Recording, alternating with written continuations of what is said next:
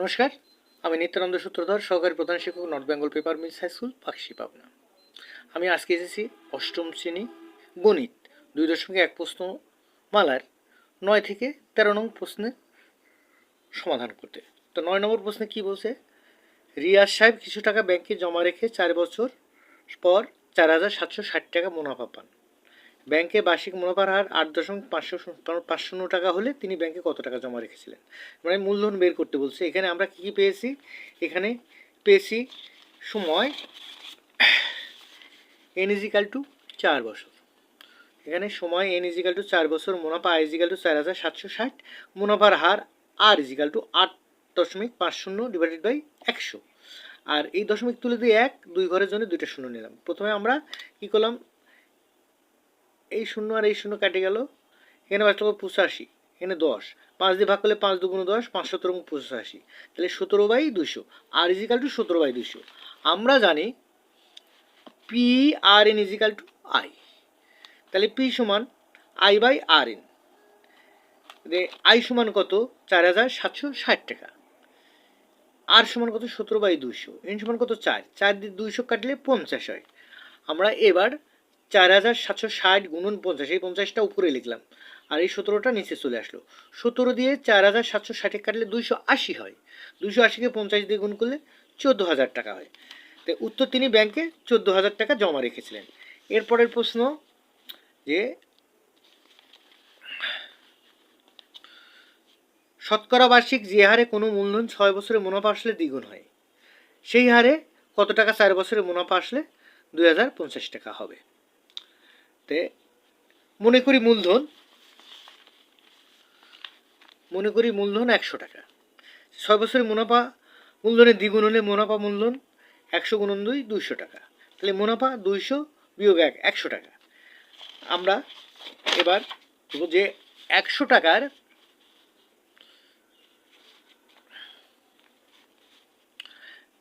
100 টাকা 6 বছরের মুনাফা 100 টাকা। 100 টাকা 1 বছরের মুনাফা 100/6 টাকা। 100 টাকা 4 বছরের মুনাফা 100 × 4/6 কাটলে 2 × 2 = 4, 3 × 2 = 6, 200/3 টাকা। তাহলে মুনাফা মূলধন 100 + 200/3, 3 দিয়ে 3 লসাগু নিয়ে এখানে যোগ করলে 3 অক্ষে 300 + 200/3, 500/3। তাহলে মুনাফা মূলধন কত? 500/3। মুনাফা মূলধন 500/3 হলে মূলধন 100 টাকা। 1 টাকা হলে কত? 100 × 3/500। এই 500/3 উল্টে যায়, 3/500 হলো। আর 2,050 টাকা হলে 100 × 3 × 2,050 / 500।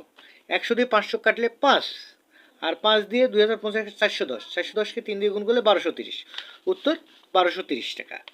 এরপরের প্রশ্নে আসি। এরপরের প্রশ্ন 11 নম্বর, যে বার্ষিক 6 টাকা মুনাফায় 500 টাকা 4 বছরের মুনাফা যত হয়। 6 টাকা মুনাফায় 500 টাকা 4 বছর যত মুনাফা হয়, বার্ষিক শতকরা 5 টাকা মুনাফায় কত টাকা 2 বছর 6 মাসে সেই মুনাফা হবে? মানে উভয় ক্ষেত্রে মুনাফা সমান।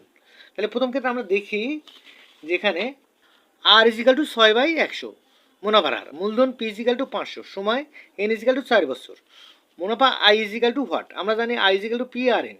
তাহলে 500 × r সমান 6/100 × 6/100 × 4।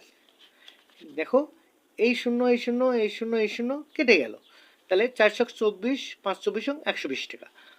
মুনাফা কত আসলো? 120 টাকা। I = 120 টাকা। সময় 2 বছর 6 মাস, মানে 2 + 6/12, 6/12 কাটলে 2, 2 + 1/2, তাহলে 2 × 2 = 4 + 1/2, 5/2 বছর। সময় n সমান 5/2 বছর। মুনাফার হার r = 5%, তাহলে 5/100, 5 অক্ষে 5, 5 × 100, 1/20 টাকা। তাহলে P = হোয়াট? আমরা জানি PRN = I, P = I/RN। তাহলে 120/1/20 × 5/2, 1/20 হচ্ছে আর এর মান, এন এর মান হচ্ছে 5/2। এই 5 দিয়ে 20 কাটলে 4, 4 × 5 = 20। তাহলে বাঁচল কি? 120 / 1/8, 120 / 1/8। তাহলে 120 × 8/1, 120কে 8 দিয়ে গুণ করলে 960 টাকা। উত্তর 960 টাকা। এরপরে 12 নম্বর অঙ্কে আসি, যে বার্ষিক মুনাফা 8% থেকে বেড়ে 10% হওয়ায় তিশা মান আয় 4 বছরে 128 টাকা বেড়ে গেল। তাহলে আগে মুনাফা ছিল 8%, পরে বেড়ে কত হলো 10%। তাহলে মুনাফার হার বাড়লো, মুনাফার হার বাড়লো 10 বিয়োগ 8%, 2%। তাহলে আর সমান 2/100। এন সমান কত 4 বছর। তারপরে মুনাফা আই ইজিক্যাল টু 128 টাকা। আমরা জানি পি আর এন সমান I, P equal to I by R N.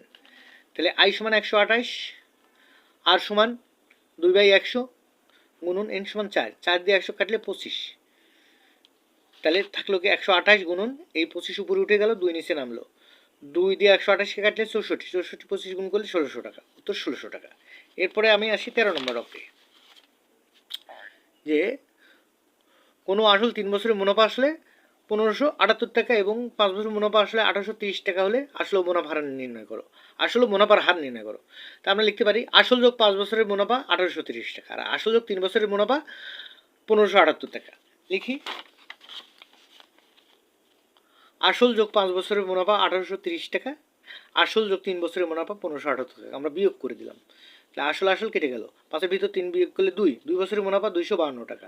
তাহলে 1 বছরের মুনাফা 252/2, 5 বছরের মুনাফা 252 গুণন 5/2, 252কে 2 দিয়ে কাটলে 126, 126কে 5 দিয়ে গুণ করলে 630। সুতরাং আসল ইজিক্যাল টু 1830 বিয়োগ 630, 1200 টাকা। আসল কত টাকা পেলাম 1200 টাকা, আর মুনাফা কত পেলাম 630 টাকা। তাহলে এখানে মুনাফা আই ইজিক্যাল টু 630 টাকা, মূলধন পি ইজিক্যাল টু 1200 টাকা, সময় এন ইজিক্যাল টু 5 বছর, মুনাফার হার আর ইজিক্যাল টু হোয়াট। আমরা জানি পি আর এন সমান আই, আর সমান I by P N. I সমান 630, পি মানে 1200 টাকা, আর এন সমান হচ্ছে 5 বছর। আমরা 630 ডিভাইডেড বাই 1200 গুণন 5 গুণন 100/100। আমরা পার্সেন্টেজ জানার জন্য 100/100 দিয়ে গুণ করলাম, উপরে 100কে কাটবো কিন্তু নিচের 100কে কাটবো না। এই শূন্য এই শূন্য এই শূন্য এই শূন্য কেটে গেল, 5 দিয়ে 630কে কাটলে 126, 5কে 5 বাঁচলে 1 13, 5 দুগুণ 10, বাঁচলো 3 30, 5 6 30। আচ্ছা, এবার 12কে 6 দিয়ে কাটলে 6 দুগুণ 12, আর এই 126কে 6 দিয়ে কাটলে 6 দুগুণ 12, 6 21। তাহলে আমার বাঁচলো কি 21/2 গুণন 1/100। এখন 21/21কে 2 দিয়ে ভাগ করলে 10.5 গুণন 1/100। এই 1/100 মানেই হচ্ছে পার্সেন্টেজ, তাহলে 10.5%। তাহলে উত্তর আসল 1200 টাকা এবং মুনাফার হার 10.5%। আজকে এই ছিল আমার ক্লাস। আমার ক্লাসটা যদি ভালো লাগে সবাই লাইক, শেয়ার, কমেন্ট ও সাবস্ক্রাইব করে পাশে থেকো। ধন্যবাদ সবাইকে।